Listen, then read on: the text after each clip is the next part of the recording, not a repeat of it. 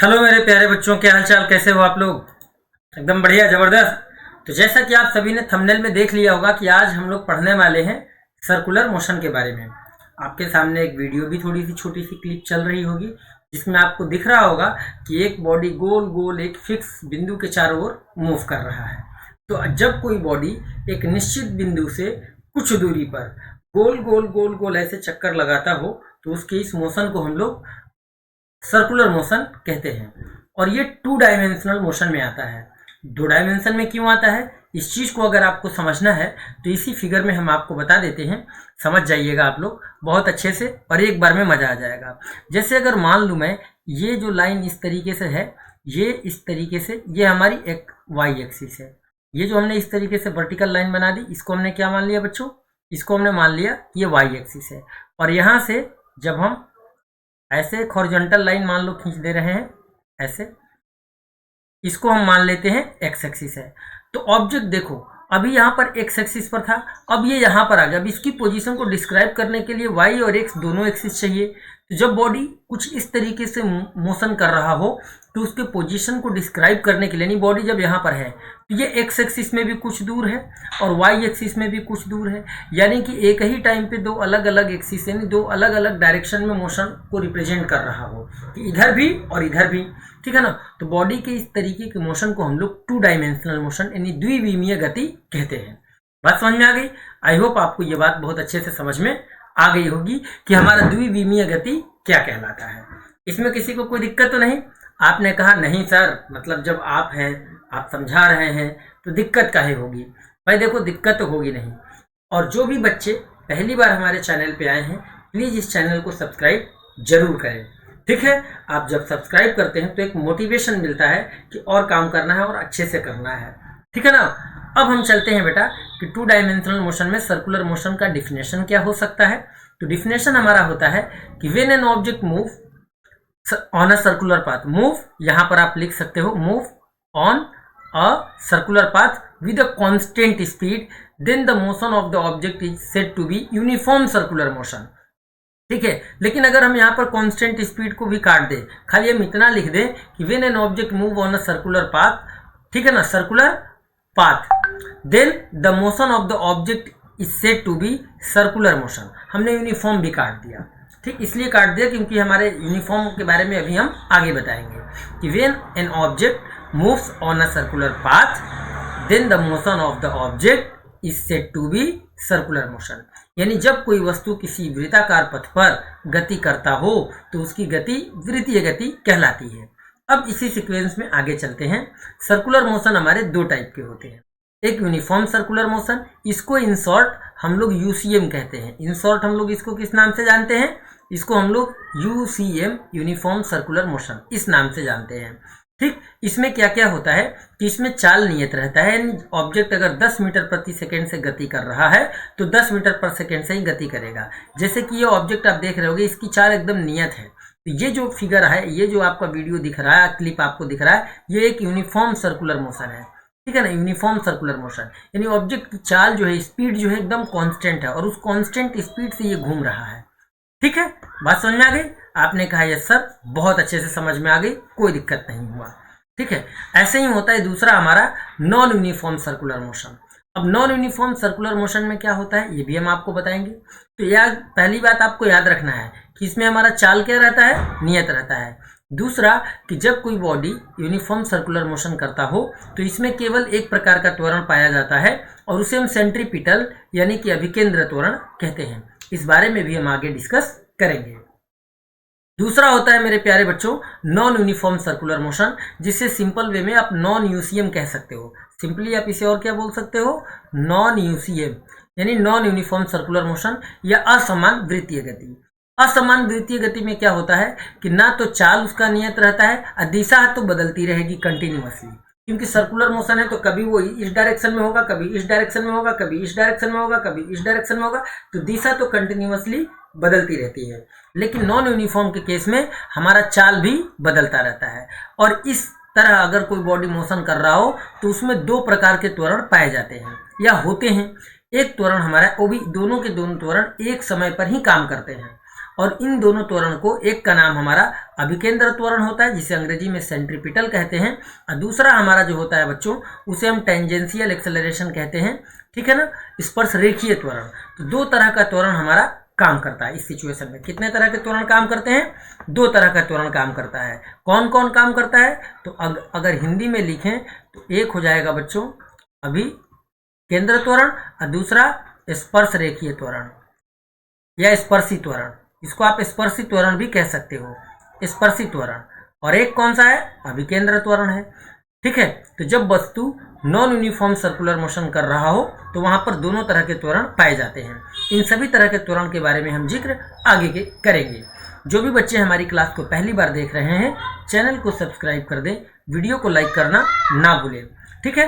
अब हम बात करते हैं सर्कुलर मोशन से रिलेटेड कुछ टर्म्स की। जैसे मान लेते हैं कि यहाँ पर कोई बॉडी था, पहले यहाँ पर था, और इस वृत्ताकार पथ की त्रिज्या हमारी r है, केंद्र हमारा O है, ठीक। जब वस्तु किसी टाइम पर यहाँ पर था और ये चलते चलते यहाँ पर आ गया, तो यहाँ से कुछ एंगुलर विस्थापन हो गया, एंगल हमारा बना लिया कि पहले इनिशियल पोजीशन ये था और अब हमारा पोजीशन ये है, ठीक। तो इतना एंगल बन गया, तो इस एंगल को हम एंगुलर डिस्प्लेसमेंट नाम देते हैं। और इसको निकालने का सिंपल सा फार्मूला होता है आर्क अपॉन रेडियस, यानी कि एंगल बराबर आर्क अपॉन रेडियस। इसका यूनिट होता है मेरे प्यारे बच्चों रेडियन, ठीक है। समझ में आ गया? चलो, इसी से रिलेटेड एक दूसरा टर्म होता है जिसे हम लोग टाइम पीरियड और फ्रीक्वेंसी कहते हैं। टाइम पीरियड को हिंदी में आवर्तकाल, इसको कैपिटल टी से रिप्रेजेंट करते हैं। ये क्या होता है कि जैसे आपने वीडियो में देखा था कि बॉडी गोल गोल चक्कर लगा रही थी, तो एक चक्कर लगाने में उसे जितना समय लगेगा उसको हम टाइम पीरियड कहेंगे, यानी एक चक्कर कंप्लीट करने में लिया गया कुल समय। अगर कोई बॉडी 2 सेकंड में अपना एक चक्कर कंप्लीट करती है तो उसका आवर्तकाल 2 सेकंड होगा। अगर कोई 10 मिनट में करती है तो उसका आवर्तकाल 10 सेकंड होगा, 10 मिनट होगा। जैसे हम अर्थ की बात करें तो अर्थ हमारा सूरज के चारों ओर एक चक्कर लगाने में पूरा 1 साल लेता है, यानी कि सूरज के चारों ओर घूमने में अगर वो 1 साल ले रहा है, 365 दिन या 366 दिन ले रहा है, तो पृथ्वी का सूरज के रिस्पेक्ट में जो आवर्तकाल है वो हमारा कितना हो जाता है? 1 साल का होता है। उसी तरीके से अगर हम चंद्रमा की बात करें तो चंद्रमा हमारे पृथ्वी के चारों ओर 1 महीने में एक चक्कर कंप्लीट कर लेता है। एक पखवाड़ा होता है, 2 पखवाड़े मिलके छठ पखवाड़ा ही बोलते हैं। आप देखते होंगे कि 15 दिन तक हमारा चांद आसमान में दिखाई पड़ता है और 15 से 16 दिन तक वो नहीं दिखाई पड़ता है। तो कभी हमारा 30 दिन में एक चक्कर पृथ्वी के चारों ओर लगाया, कभी 31 दिन में लगाया, ऐसा होता है, ठीक है ना। तो चांद अगर हमारे पृथ्वी के चारों ओर एक चक्कर लगाने में जितना समय लेता है उसे हम चांद के लिए क्या बोलेंगे? आवर्तकाल बोलेंगे। ऐसे ही बेटा आवृत्ति होती है जिसे हम हिंदी में फ्रीक्वेंसी कहते हैं। फ्रीक्वेंसी को रिप्रेजेंट करने के लिए 3 अलग अलग सिंबल का प्रयोग किया जाता है। एक एन भी है, इस सिंबल को न्यू बोलते हैं, न्यू, ठीक है। और ये फ्रीक्वेंसी के लिए एफ, ये डायरेक्ट सिंबल है एफ। तो 3 सिंबलों से आवृत्ति को रिप्रेजेंट किया जाता है। ये क्या होता है कि 1 सेकेंड में कितना चक्कर लगाया। तो कोई भी बॉडी किसी वृत्ताकार पथ में अगर घूम रही है या किसी भी तरीके से मोशन कर रही हो, अगर वो अपना एक चक्कर कंप्लीट करने में 1 सेकेंड में जितने चक्कर कंप्लीट करती है, एक चक्कर नहीं, ध्यान सुनना, 1 सेकेंड में जितने भी कंपल करती है उसे हम उसका फ्रीक्वेंसी बोलते हैं। क्या बोलते हैं? फ्रीक्वेंसी। जैसे मान लो कि पंखा आपके घर में लगा है, पंखा के स्विच आपने ऑन किया, पंखा घूमना शुरू किया। मान लिया जाए कि पंखा आपका 1 सेकेंड में 10 चक्कर लगा रहा है, तो पंखे के लिए आवृत्ति हो जाएगी 10। कितनी हो जाएगी? 10 सेकेंड, क्योंकि 1 सेकेंड में उसने 10 चक्कर लगाए तो उसकी आवृत्ति हो जाएगी 10। समझ में आ गया? इसका जो यूनिट होता है वो होता है हर्ट्ज, और हर्ट्ज हम किसको बोलते हैं? पर सेकेंड को बोलते हैं, ठीक है। तो आवर्तकाल और फ्रीक्वेंसी यानी कि टाइम पीरियड और फ्रीक्वेंसी में रिलेशन होता है कुछ इस तरीके से कि फ्रीक्वेंसी बराबर 1 अपॉन टाइम पीरियड, फ्रीक्वेंसी बराबर 1 अपॉन टाइम पीरियड, ठीक है ना। ये चीज़ आपको क्या रखना है? याद रखना है। 1-2 चीज़ और है जो आपको यहाँ पर जानना बहुत जरूरी है। घूमने वाली चीज़ों के टर्म में एक टर्म कभी कभी लिखा जाता है आरपीएम। आरपीएम का जनरली वैसे यहाँ पर फुल फॉर्म होता है राउंड पर मिनट। क्या होता है बच्चों?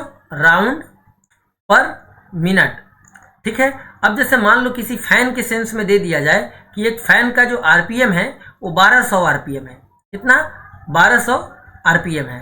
तो इसका टाइम पीरियड और फ्रीक्वेंसी दोनों बताओ कि फ्रीक्वेंसी कितना होगा और टाइम पीरियड कितना होगा।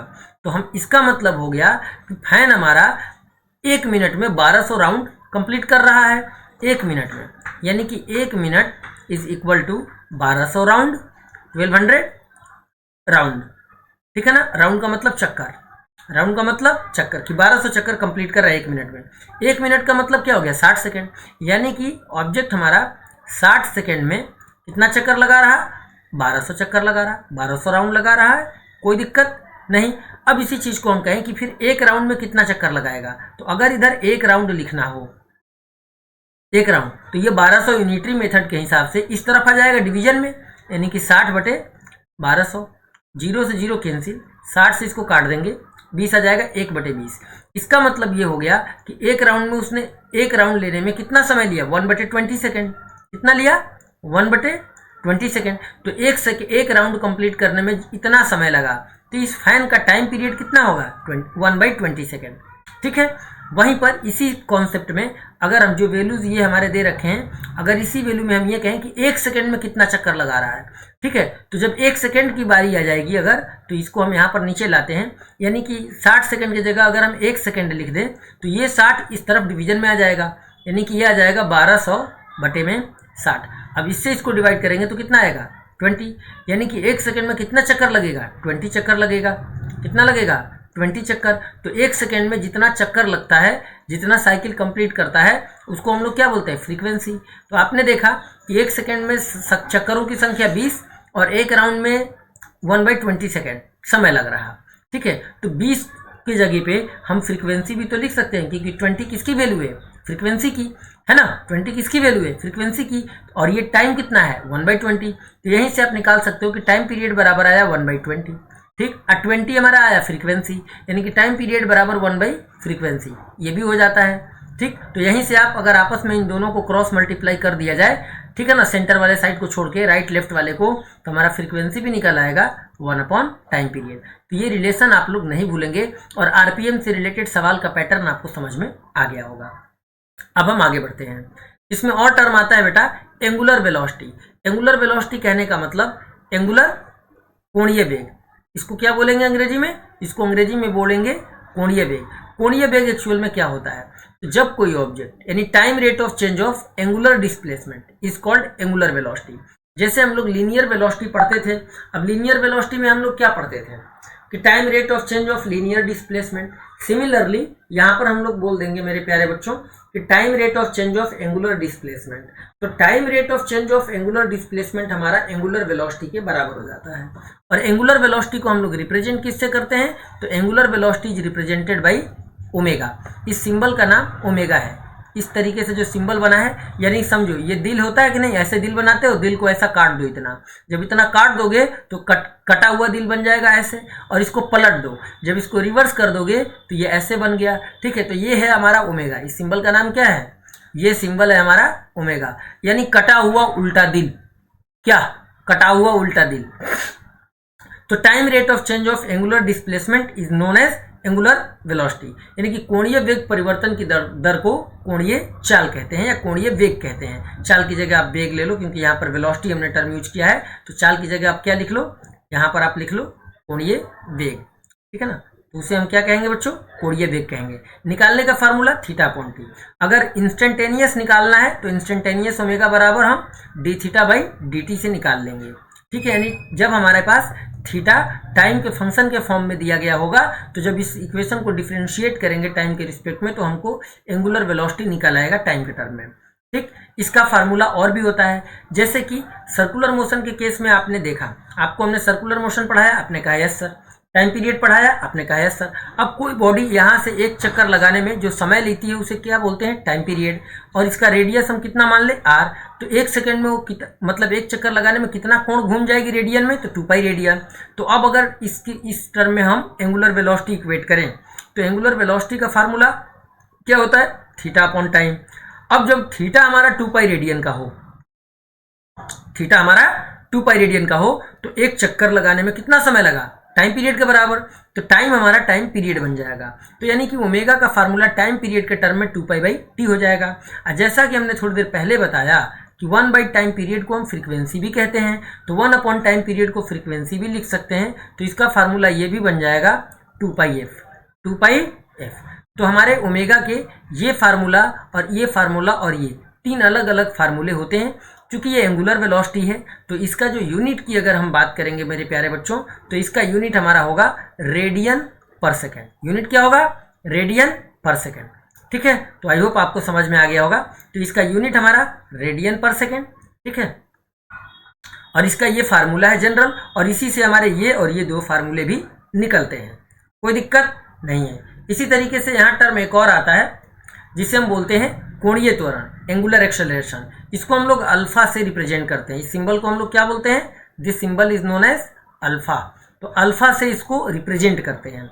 ठीक, तो जैसे हमारा लीनियर एक्सेलरेशन होता है कि time rate of change of linear velocity is called linear acceleration, same उसी प्रकार से time rate of change of angular velocity is called angular acceleration. यानी कि समय के सापेक्ष कोणीय वेग परिवर्तन की दर को कोणीय त्वरण कहते हैं। ठीक है, तो सीधा यहाँ पर फार्मूला आ जाएगा कि change in velocity upon time interval. ठीक, चेंज इन वेलोसिटी यानी कि कोणीय है तो कोणीय वाला representation ω2 - ω1 divided by T2 - T1, तो रेडियन पर सेकेंड स्क्वायर बन जाएगा। अगर हमें इंस्टेंटेनियस एक्सेलरेशन निकालना हो तो हम लिखेंगे कि अल्फा बराबर dω/dt। ठीक, जैसा कि आपको हमने बता दिया कि ओमेगा बराबर हमारा dθ/dt भी होता है, तो अगर ये वैल्यू यहाँ सब्स्टिट्यूट कर दिया जाए तो हमारा फार्मूला बन जाएगा d²θ/dt²। तो अल्फा निकालने का यानी कि एंगुलर एक्सेलरेशन इक्वेट करने का ये भी हमारे फार्मूले हैं, और इसको हम लोग लिख सकते हैं बच्चों रेडियन पर सेकेंड स्क्वायर। क्या लिख सकते हैं? रेडियन पर सेकेंड स्क्वायर। अब एक बात तो मैं यहाँ पर कहना चाहूँगा, वो कहना ये है कि जब आप किसी कॉम्पिटिटिव एग्जाम्स की तैयारी करने जाते हैं तो आपकी कुछ बेसिक्स तो क्लियर होनी चाहिए। अगर आपको बेसिक से फिजिक्स एकदम अच्छे से समझना है तो वीडियो के डिस्क्रिप्शन में आपको मेरा व्हाट्सएप नंबर मिल जाएगा, इंस्टाग्राम हैंडल मिल जाएगा, टेलीग्राम लिंक मिल जाएगा, वो आप ज्वाइन कर सकते हैं। ठीक, और आप पेड बैच ज्वाइन करके एकदम बेसिक से सारी चीज़ें समझ सकते हैं। पेड बैच में हम आपको पूरा ब्रीफ देंगे, एकदम बेसिक से हर चीज़ पढ़ाएंगे। अगर आपको कुछ भी नहीं पता है तो कुछ पता करके तब यहाँ तक लेके आएंगे, ताकि आपको इसके बारे में कुछ जानकारी पहले से हो जाए। ठीक है बच्चों, तो आप पेड बैच ज्वाइन करने के लिए हमारे दिए गए वीडियो के डिस्क्रिप्शन में दिए गए इस नंबर पर मैसेज कर सकते हैं 7007670037।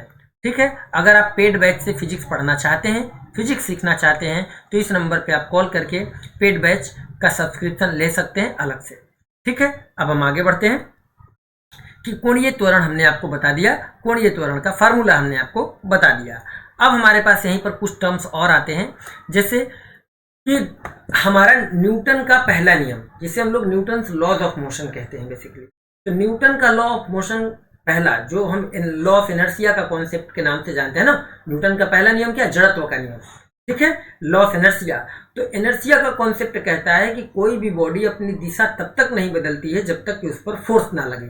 और सर्कुलर मोशन में क्या हो रहा है? तो सर्कुलर मोशन में मेरे प्यारे बच्चों हो रहा है कि बॉडी अपनी लगातार दिशा बदल रही है। यहाँ पर आप देख पा रहे हो कि बॉडी अपनी क्या कर रही है? अपनी दिशा लगातार बदल रही है। इसका मतलब कि ये बॉडी बिना फोर्स के गति नहीं कर रही होगी, क्योंकि बिना फोर्स के कोई भी वस्तु अपना दिशा नहीं बदल सकता है। तो दिशा बदलने के लिए यहाँ पर फोर्स लग रहा है। ठीक है ना, तो जिस फोर्स की हेल्प से कोई भी बॉडी सर्कुलर मोशन करता है, उस फोर्स को हम लोग सेंट्रीपिटल फोर्स यानी कि अभिकेंद्र बल कहते हैं। सेंट्रीपिटल का मतलब होता है सेंटर की ओर कार्य करने वाला। क्या बोला मैंने? हमने बोला सेंट्रीपिटल फोर्स। तो सेंट्रीपिटल का मतलब होता है सेंटर की ओर कार्य करने वाला। क्या बोला? सेंटर की ओर लगने वाला, सेंटर की ओर लगने वाला। समझ गया? तो सेंट्रीपिटल का मतलब होता है मेरे प्यारे बच्चों सेंट्रीपिटल। इसको हम लोग अभिकेंद्र बोलते हैं। इसको हम क्या बोलते हैं? अभिकेंद्र। अभि का मतलब, ठीक है, अभिकेंद्र। अभिकेंद्र का मतलब होता है केंद्र की ओर लगने वाला। तो जैसे कि आप ये ऑब्जेक्ट है, आप देख पा रहे होगे, नहीं देख पा रहे हो? जैसे हम थोड़ी देर के लिए मैं इसको पॉज कर दूं। ओके, रुक जाओ, अभी हम इसको पॉज कर दे रहे हैं। आप बिल्कुल भी परेशान ना होइए, थोड़ा सा यहाँ से प्ले कर दे, थोड़ा और दूर चला जाए तो हम इसको पॉज कर देंगे।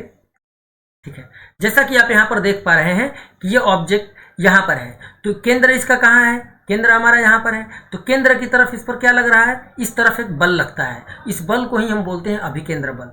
और जब अगर किसी ऑब्जेक्ट पर बल लग रहा हो तो बल का जनरल फार्मूला भी आपने पढ़ा है कि बल बराबर मास इनटू एक्सेलरेशन।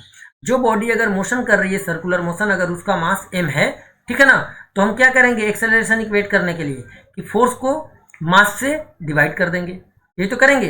तो एक्चुअल में सेंट्रीपिटल फोर्स का कितना फार्मूला होता है और एक्सेलरेशन जो निकालेंगे वो कैसे निकालेंगे, ये सब अभी हम आपको आगे बताते हैं। तो एक एक करके आप समझ लीजिए कि यानी केंद्र की ओर एक बल लगता है और जिस डायरेक्शन में बल लगता है उसी डायरेक्शन में एक एक्सेलरेशन भी होता है, उस एक्सेलरेशन को सेंट्रीपिटल एक्सेलरेशन कहेंगे। ठीक है, इतनी बात समझ में आ गई। तो चलो अब हम टॉपिक पे आगे बढ़ते हैं। जैसा कि मेरे प्यारे बच्चों हमने आप लोगों को समझाया कि कुछ की टर्म्स में यह है कि विदाउट फोर्स, बिना फोर्स के, क्या बोला मैंने कि without force circular motion is not possible. क्या बोल दिया मैंने कि without force circular motion is not possible, यानी कि circular motion is performed by a force which is called centripetal force, जिसे अंग्रेजी में हम अभिकेंद्र बल कहेंगे। कि कोई भी बॉडी जो सर्कुलर मोशन परफॉर्म कर रही हो वो फोर्स के सहारे पे करती है और उस फोर्स को हम लोग सेंट्रीपिटल फोर्स कहते हैं, यानी कि केंद्र की ओर लगने वाला बल कहते हैं। Always act towards the centre of the path, always act towards the centre of path. याद रखना किधर काम करेगा ये, तो ये हमेशा सर्कुलर पाथ के सेंटर की तरफ काम करेगा। ठीक है, अब इसका फार्मूला होता है F बराबर mv² अपॉन आर। क्या होता है, mv² अपॉन आर। यहाँ पर एक टर्म हम आपको और बताना चाहेंगे।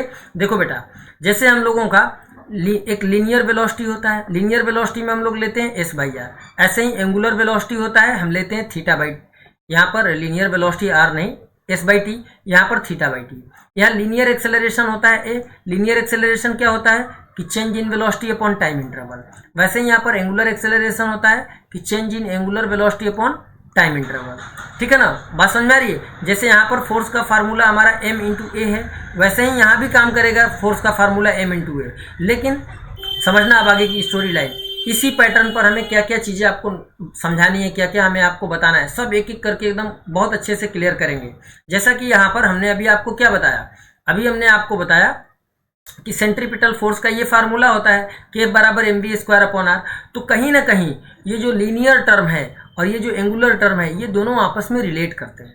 ठीक है, तो जब हम v को r के साथ रिलेट करना शुरू करें, v को r के साथ रिलेट करना शुरू करें, तो हमारा रिजल्ट क्या निकल के आता है, हमारा रिजल्ट निकल के आता है बेटा कि v बराबर r ओमेगा। क्या निकल के आता है बच्चों, v बराबर r ओमेगा। ये बात आपको याद रखनी है, v बराबर r ओमेगा। और एक बात और मैं आपको बता दूं, जो ये ओमेगा एंगुलर वेलोसिटी है ये एक एक्सियल वेक्टर होता है। ये क्या होता है, ये हमारा मेरे प्यारे बच्चों एक्सियल वेक्टर होता है। यानी कि बॉडी जिस सर्कुलर पाथ पे, जैसे मान लो ये एक सर्कुलर पाथ है, बॉडी हमारी इस तरीके से इस डायरेक्शन में मोशन कर रही है और ये कोई बॉडी है, तो ये हमारा वेलोसिटी वेक्टर है। ठीक, ये इसको जोड़ने वाला रेडियस वेक्टर है। लेकिन ओमेगा जो मिलेगा वो सेंटर, जो ये जो एक्सिस है यानी कि उसका जो सेंटर है सर्कुलर पाथ का, तो उसके प्लेन को परपेंडिकुलर अगर हम एक लाइन खींचे तो इस एक्सिस के अबाउट ही तो ये गोल गोल ऐसे ऐसे घूम रहा है, तो इस वेक्टर के अलोंग यानी इसके अलोंग हमारा एंगुलर वेलोसिटी वेक्टर मिलता है। ठीक है, बात समझ में आ गई कि नहीं आ गई? आपने कहा यस सर, ये तो हमारी बहुत अच्छे से आ गई, इसमें किसी को कोई दिक्कत नहीं है, नहीं है ना। तो इसको अगर हम v बराबर क्या होता है r ओमेगा, ये चीज़ आपको कतई भूलना नहीं है। निकलता कैसे ये भी हम आपको बता देते हैं। बहुत सारे बच्चों के मन में होगा कि सर ये डिटरमाइन कैसे करेंगे, ये डिटरमाइन करते हैं थीटा के फार्मूले से। थीटा बराबर क्या होता है आर्क अपॉन रेडियस। आपने कहा है सर, अगर हम आर्क को एस लिख दें रेडियस को आर, क्योंकि जब कोई बॉडी अगर सर्कुलर मोशन कर रही हो इस तरीके से तो उसका रेडियस तो नहीं ना बदलेगा। यहाँ पर अगर बॉडी है तब भी रेडियस उतना ही है, बॉडी यहाँ पर है तब भी उतना ही है, बॉडी यहाँ पर है तब भी रेडियस उतना ही है, तो रेडियस तो नहीं बदलता है, रेडियस हमारा कॉन्स्टेंट टर्म है। अगर इस चीज़ को यानी कि थीटा बराबर s/r को अगर हम टाइम के रिस्पेक्ट में डिफ्रेंशिएट कर दें, क्या कर दें टाइम के रिस्पेक्ट में, तो यहाँ पर आ जाएगा बेटा dθ/dt। आपने कहा है सर रेडियस कांस्टेंट है तो 1/r ds/dt। अब हम सभी लोग जानते हैं कि ये time rate of change of angular displacement है, तो ये एंगुलर वेलोसिटी होगा, 1/r है तो 1/r, और time rate of linear displacement is called linear velocity. अब यहाँ से अगर क्रॉस मल्टीप्लाई करेंगे बच्चों तो v बराबर क्या निकलेगा, आर ओमेगा निकल जाएगा। आपने कहा यस सर निकल आएगा। तो ये चीज़ आपको नोट करके रखना रहेगा, ठीक है ना। अब समझो, तो जैसा कि हमने आपको बताया कि सेंट्रीपिटल फोर्स का ये फार्मूला है mv²/r। तो v बराबर हमारा रिजल्ट क्या होता है, v बराबर मेरे प्यारे बच्चों होता है v बराबर आर ओमेगा। तो जैसे ही v की जगह हम आर ओमेगा सब्स्टिट्यूट कर देते हैं तो हमारा सेंट्रीपिटल फोर्स का फार्मूला चेंज होके ये बन जाता है M R omega square, M R omega square. और हम आपको पहले भी बता चुके हैं कि ओमेगा बराबर 2π/t भी होता है और 2πn भी होता है। तो इस फार्मूले को भी आप लोग कभी भूलेंगे नहीं, क्योंकि अगर इसको भूल गए तो तुम्हारा कॉन्सेप्ट उठ जाएगा। बात समझ में आ गई। चलो आगे बढ़ते हैं। इसी सीक्वेंस में अगर हम जानने की कोशिश करें की टर्म्स में ही, तो acceleration produced by the centripetal force is called centripetal acceleration. Acceleration produced by A centripetal force during the circular motion, उसे हम सेंट्रीपिटल एक्सेलरेशन यानी कि अभिकेंद्र त्वरण कहते हैं। कि अगर जहां बल है वहां त्वरण होगा। अब इसका फार्मूला कैसे निकालेंगे, तो इसका फार्मूला सेंट्रीपिटल एक्सेलरेशन का निकलता है कि centripetal force divided by mass. जैसा कि आपने फोर्स का फार्मूला देखा, ये होता है mv² डिवाइडेड बाई आर। अगर इसको मास से डिवाइड कर दें तो मास मास कैंसिल, क्या बना v²/r। तो इसका एक्चुअल में फार्मूला होता है बेटा v²/r। और जैसा कि थोड़ी देर पहले हमने बताया कि v आर ओमेगा के बराबर होता है। तो जैसे ही यहाँ आर ओमेगा रख दिया जाए v के जगह, वैसे ही हमारा फार्मूला ये बदल के क्या बन जाएगा, तो ये फार्मूला सेंट्रीपिटल एक्सेलरेशन का बन जाएगा आर ओमेगा स्क्वायर। क्या बन जाएगा, आर ओमेगा स्क्वायर। और यूनिट की बात करें तो यूनिट होता है बच्चों रेडियन। इसका यूनिट होता है रेडियन नहीं, ये एंगुलर एक्सेलरेशन नहीं है, ये वो एक्सेलरेशन है, मतलब सेंट्रीपिटल एक्सेलरेशन है। तो इसका यूनिट होता है बच्चों मीटर पर सेकेंड। अब ये भी मैं आपको बता दूं कि सेंट्रीपिटल क्यों आता है। भाई कोई भी बॉडी अपना डायरेक्शन क्यों चेंज कर रहा है, by the application of force. अगर हम फोर्स नहीं लगाएंगे तो बॉडी सर्कुलर मोशन नहीं कर पाएगा। क्लियर है ना। तो इसका मतलब कि फोर्स की वजह से बॉडी का वेलोसिटी चेंज हो रहा है। वेलोसिटी कैसे चेंज हो रहा, क्योंकि अभी इसका डायरेक्शन इधर था, अभी ये ऐसे ऐसे घूम रहा है। तो इस बॉडी का जो सर्कुलर मोशन ऐसे परफॉर्म कर रहा है, इसका डायरेक्शन कंटिन्यू चेंज हो रहा है। क्या हो रहा है, कंटिन्यू चेंज हो रहा है ना।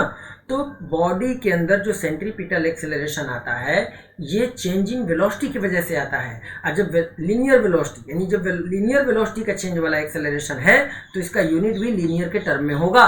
तो लीनियर के टर्म में यूनिट हमारा एक्सेलरेशन के क्या होता है, मीटर पर सेकेंड स्क्वायर। तो इसका भी यूनिट मीटर पर सेकेंड स्क्वायर ही रहेगा। बस समझ में। तो ये एक्सेलरेशन आता है centripetal acceleration due to change in direction. किसकी वजह से आता है बच्चों, तो ये एक्सेलरेशन आता है due to change in direction. याद रखना कि जो सेंट्रीपिटल एक्सेलरेशन है ये आता है due to change in direction of motion, due to change in direction of motion. तो इस बात को आप लोग नहीं भूलेंगे, इसकी वजह से आएगा तो due to change in direction of motion. अब इसी में आगे हम और बताते हैं। ये इतनी बातें तो आप लोगों को समझ में आ गई। और ये भी किधर काम करेगा, always act towards the centre of circular path. ठीक है, ये फार्मूला हो गया। और एक फार्मूला हमारा ये भी हो गया, जैसे ही हम v की जगह आर ओमेगा यहाँ रखेंगे, हमारा आर ओमेगा स्क्वायर बन जाएगा। और ये भी हमेशा किधर काम करेगा, तो टुवर्ड्स द सेंटर, सेंटर की तरफ काम करेगा। इसमें कोई दिक्कत, आपने कहा सर कोई दिक्कत नहीं, एकदम अच्छे से समझ में आ गया। तो जैसा कि मेरे प्यारे बच्चों हमने आपको बताया कि दो तरह का एक्सेलरेशन होता है, ठीक है ना। एक कौन सा एक्सेलरेशन होता है, एक होता है दो तरह के सर्कुलर मोशन होते हैं, ये बात हमने आपको बताई। एक तरह का सर्कुलर मोशन के बारे में हमने क्या बताया कि जब बॉडी यूनिफॉर्म सर्कुलर मोशन कर रही हो, कौन सा मोशन, यूनिफॉर्म सर्कुलर मोशन, तो उस केस में केवल एक ही एक्सेलरेशन होगा, सेंट्रीपिटल एक्सेलरेशन। लेकिन दूसरा एक्सेलरेशन कब होगा, जब बॉडी हमारी नॉन यूनिफॉर्म सर्कुलर मोशन करे। क्या करे बेटा, नॉन यूनिफॉर्म सर्कुलर मोशन करे। तो उस सिचुएशन में बॉडी के अंदर दो एक्सेलरेशन होते हैं, एक सेंट्रीपिटल और एक टेंजेंशियल। ठीक है, एक सेंट्रीपिटल और दूसरा टेंजेंशियल। क्योंकि हमने आपको जब टाइप बताया था, तो टाइप के टाइम पे हमने बताया कि हमारा दो तरह का सर्कुलर मोशन होता है, एक नॉन यूनिफॉर्म और एक यूनिफॉर्म। तो नॉन यूनिफॉर्म के केस में क्या है, आइए हम आपको बताते हैं कि नॉन यूनिफॉर्म सर्कुलर मोशन कैसे होता है। ठीक है, ये नोट आप लोगों को लिखना रहेगा, ये आप लिख लीजिएगा बाद में। अभी हम आपको समझाते हैं कैसा होता है। अब in case of non uniform circular motion समझना आप कि in case of non UCM दो तरह के चेंज होंगे, direction of motion change, direction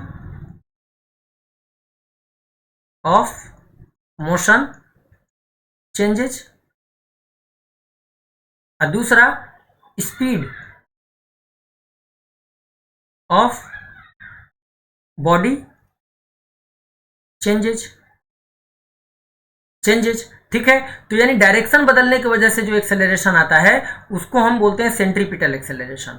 ठीक, और जो स्पीड बदलने की वजह से आता है इसको बोलते हैं टेंजेंशियल एक्सेलरेशन। और ये किधर काम करता है? जिस डायरेक्शन में हमारा वेलोसिटी वेक्टर काम करता है। जैसा कि इस फिगर में अगर हम मेरे प्यारे बच्चों बात करें, जिस फिगर को हमने आपको शुरुआत में दिखाया था इस चैप्टर के, जैसे कि यहाँ पर आप फिगर देख पा रहे हो, तो इस फिगर में ही अगर हम वापस से आ जाएं और आपको समझाने की कोशिश करें तो आप समझने की कोशिश करना, ठीक है ना। आप इसी फिगर में समझने की मेरे प्यारे बच्चों कोशिश करना, एकदम आपको अच्छा लगेगा और बहुत अच्छे से समझ में आ जाएगा, कोई दिक्कत नहीं।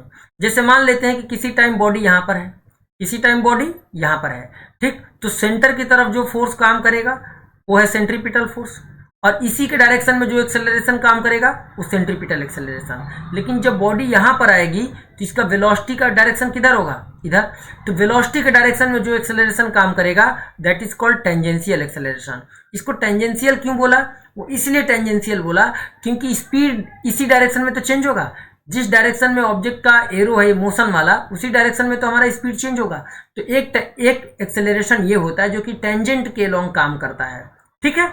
अब तो ये दोनों ही एक्सेलरेशन एक साथ काम करते हैं, तो रिजल्टेंट एक्सेलरेशन कैसे निकालेंगे? क्योंकि एक्सेलरेशन तो वेक्टर क्वांटिटी है, ये दोनों आ गए एक दूसरे पे 90 डिग्री पर, तो वेक्टर का रूल लगा लेंगे। जैसे ही आप वेक्टर का रूल लगाओगे आपका एक्सेलरेशन निकल के आ जाएगा कुछ ऐसे। कैसे आ जाएगा अब आप समझना कि हमने आपको बता दिया बच्चों कि in case of non uniform circular motion, है ना, हमने आपको क्या बताया कि in case of non uniform circular motion direction of motion changes, तो इसके वजह से जो एक्सेलरेशन आएगा उस that is called centripetal. Speed of body changes, ठीक है, चेंजेस। बेटा ये चेंजेस लिखा है तुमको शॉर्ट में लग रहा है, हम जानते हैं कि यहाँ पर ए तुमको नहीं दिख रहा है, लेकिन ये चेंजेस है, लो पूरा हम लिख दे रहे हैं फुल फॉर्म चेंजेस, ठीक है, इसको भी हम पूरा ही लिख दे रहे हैं ताकि तुम्हें समझ में आ जाए चेंजेस। तो अब ये दोनों ही एक्सेलरेशन एक दूसरे से 90 डिग्री पर काम करते हैं, ठीक है। तो जब एक एक्सेलरेशन एक बॉडी पर इधर और एक एक्सेलरेशन एक बॉडी पर इधर इस डायरेक्शन में काम कर रहा हूँ, मान लो एक एटी हो टेंजेंशियल और एक एसी हो, तो रिजल्टेंट एक्सेलरेशन हमारा इधर होगा। और चूंकि ये 90 डिग्री पर है तो रिजल्टेंट का फार्मूला जब लगाएंगे तो रिजल्टेंट एक्सेलरेशन निकल के आएगा बेटा root under perpendicular square plus base square, यानी कि A C square plus A T square. अब तुम कहोगे कि सर जो आपके सामने नोट है इस नोट में तो ए आर लिखा है, तो जो एसी है सेंट्रीपिटल एसी जो है सेंट्रीपिटल एक्सेलरेशन, इसी को हम लोग रेडियल एक्सेलरेशन भी कहते हैं, क्योंकि ये अलोंग द रेडियस काम करता है, अलोंग द रेडियस काम करता है, इसलिए एसी को ही ए आर नाम से भी रिप्रेजेंट कर दिया जाता है, ठीक है बच्चों। तो आई होप कि अब आपको नॉन यूनिफॉर्म का कंडीशन भी समझ में आ गया कि नॉन यूनिफॉर्म के केस में दो तरह के एक्सेलरेशन आएंगे, जो मोशन के डायरेक्शन चेंज होने की वजह से होगा that is called centripetal acceleration, और जो स्पीड चेंज की वजह से होगा that is called tangential acceleration, और दोनों एक साथ काम करेंगे बॉडी पे, इस वजह से इनका रिजल्टेंट वैल्यू आएगा रूट अंडर ए C square plus A T square, ठीक है। अब आपको समझ में आ गया। तो ये था हमारा एक नॉर्मली आपके एनडीए के अकॉर्डिंग सर्कुलर मोशन का ओवरव्यू, ठीक है, और ये कंप्लीट ओवरव्यू है, ये नहीं आधा अधूरा नहीं है। तो जो भी बच्चे हमारे चैनल पे पहली बार देख रहे हैं वो इस चैनल को सब्सक्राइब करें, इस वीडियो को लाइक करें, अगर मन में कोई डाउट है तो आप लोग कमेंट जरूर करेंगे, ठीक है बच्चों। तो इसी तरीके से फिर मिलते हैं हम अगले लेक्चर में, जिसमें हम आपको बताएंगे प्रोजेक्टाइल मोशन। तो इस वीडियो को ढेर सारा प्यार दिखाइए, ठीक है बच्चों। Thank you so much and जय हिंद।